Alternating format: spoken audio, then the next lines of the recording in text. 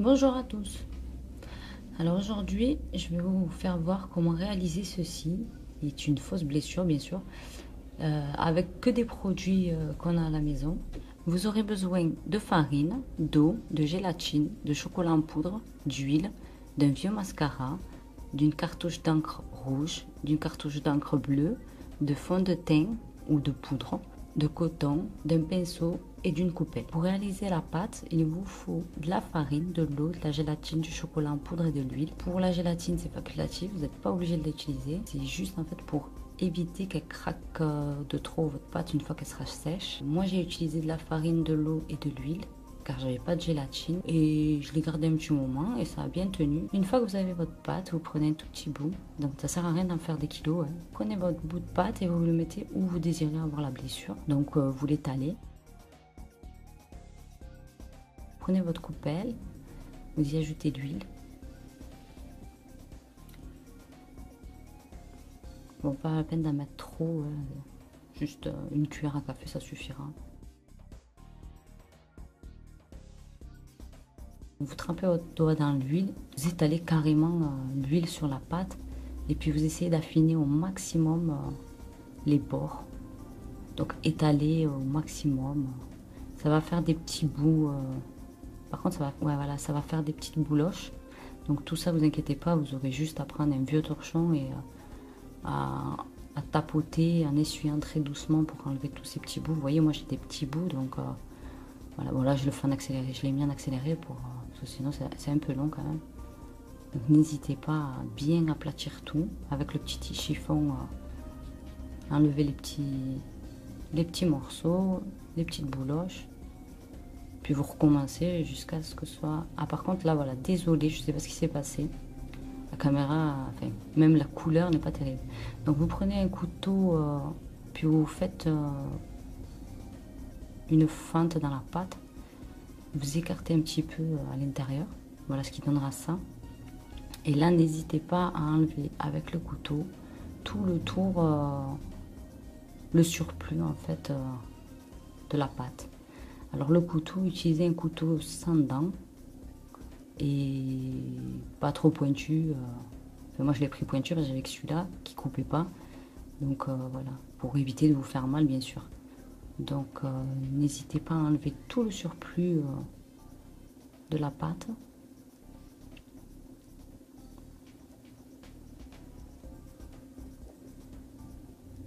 Donc une fois que c'est fait, vous reprenez votre huile et vous relissez encore les bords au maximum pour en fait fondre la pâte à votre peau pour pas qu'il y ait de décalage, pour pas que ça se voit en fait. Donc lissez au maximum. Donc voilà ce que ça donne une fois qu'on a lissé au maximum. Si vous voyez que ça, il y a encore des petits bouts qui sont un peu gonflés par rapport à votre peau, enfin que ça fait comme des petites cloques ou je sais pas comment dire ça. Donc vous appuyez légèrement et vous étirez un tout petit peu à chaque fois aux endroits où vous trouvez que c'est pas terrible. Donc n'hésitez pas à bien aplatir sur tous les bords.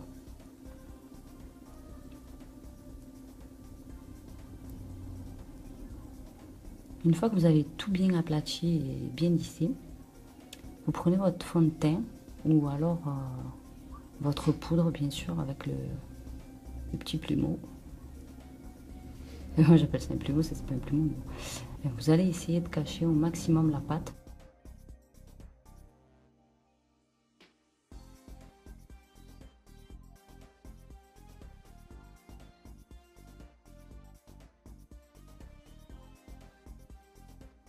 S'il y a des petits morceaux encore, n'hésitez pas à les enlever. Voilà. Alors vous prenez un vieux mascara et vous allez le tapoter à l'intérieur de la fente, juste pour donner un petit effet.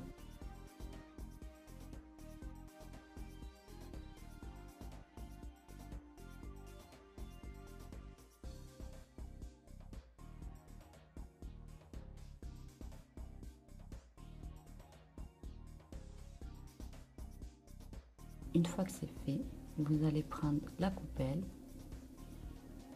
et vous allez y mettre de l'encre rouge. Alors l'encre rouge, vous mettez deux bonnes grosses gouttes. puis l'encre bleue, vous y mettez une toute petite goutte. Parce qu'il ne faut pas non plus que ce soit violet.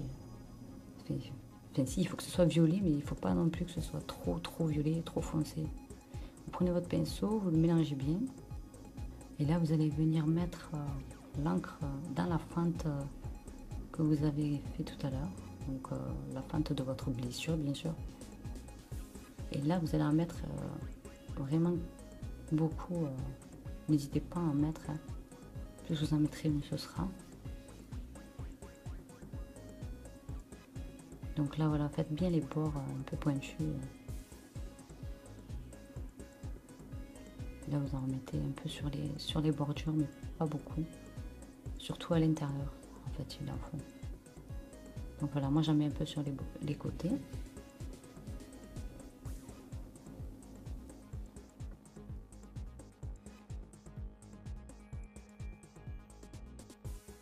Vous allez prendre un bout de coton, vous allez le tremper dans l'huile de tout à l'heure qui vous reste. Et puis vous allez venir tapoter tout le dessus de la blessure. En fait, c'est pour lui donner un côté brillant.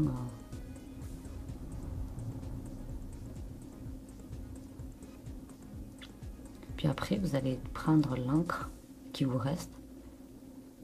Vous allez venir tapoter avec l'encre pour obtenir des petits effets de gouttelettes. Si on peut dire ça comme ça. Des petits effets, quoi, ça va donner. Donc.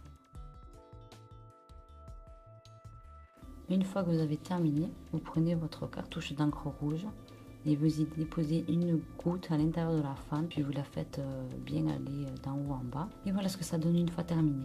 Donc si vous voulez fixer le tout et le garder comme ceci, vous y mettez du vernis transparent, ce qui va donner le côté brillant et fixer le tout.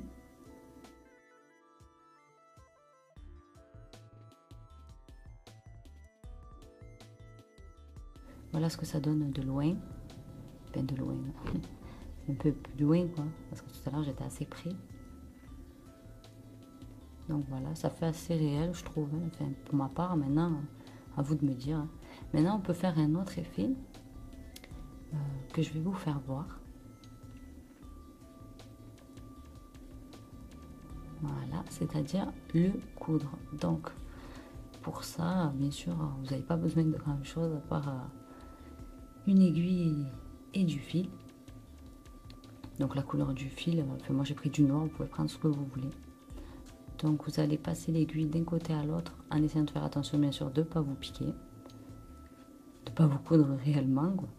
Donc vous y allez tout doucement, pas besoin d'aller vite. Hein.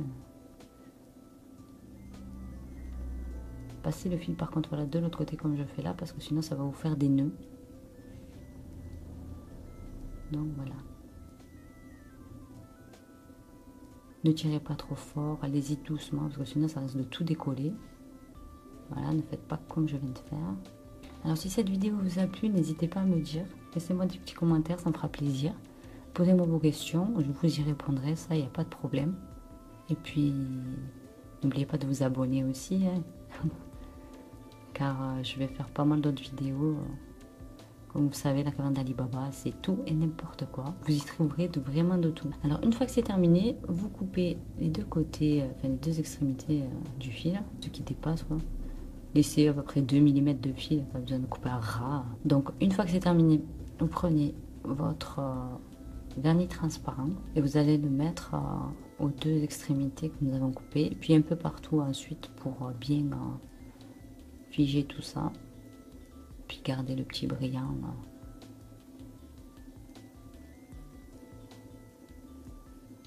Donc vous pouvez réaliser cette blessure où vous le voulez. Un petit conseil, évitez les endroits comme le poignet au niveau de la pliure, c'est pas très bon car ça risque de défaire un peu tout votre travail, ce serait dommage. Donc vous pouvez le réaliser partout et ça tient assez bien je trouve. Je l'ai gardé un petit moment et ça m'a bien tenu. Donc voilà, j'espère que ça vous tiendra à vous aussi et que vous passerez une bonne soirée, une bonne journée avec cette fausse blessure. Et pour faire des ombres ensanglantées, cliquez ici. Et n'oubliez pas de nous suivre. À bientôt!